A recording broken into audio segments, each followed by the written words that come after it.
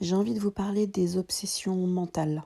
Voilà, quand on est obsédé par une idée, quand on est obsédé par un projet, quand on est obsédé aussi par un état de stress, une cogitation intense, quand le cerveau s'active trop, quand les pensées sont trop hyperactives, tout se mélange, on perd vraiment la connexion avec l'instinct, on perd la connexion avec le cœur, et on finit par être dans le vouloir et puis être dans l'instinct.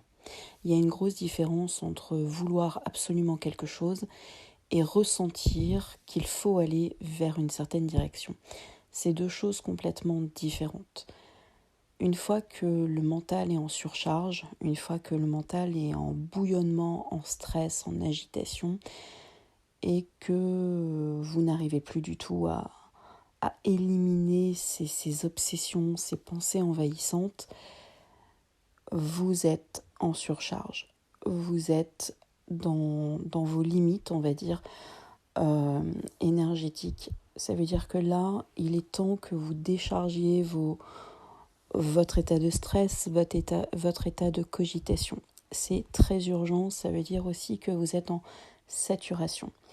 Et dans ces moments-là, il ne faut prendre aucune décision parce que vous allez être dans le vouloir, vous allez être dans le contrôle. Mais le contrôle de votre mental et non pas dans le contrôle, enfin c'est pas un contrôle, mais non pas dans votre cœur, dans vos ressentis. C'est très important d'être connecté à soi. Quand je dis être connecté à soi, c'est une sorte d'alignement où on sent que tout notre être est d'accord, qu'il n'y a aucun doute, qu'il n'y a aucun stress, qu'il n'y a aucune cogitation.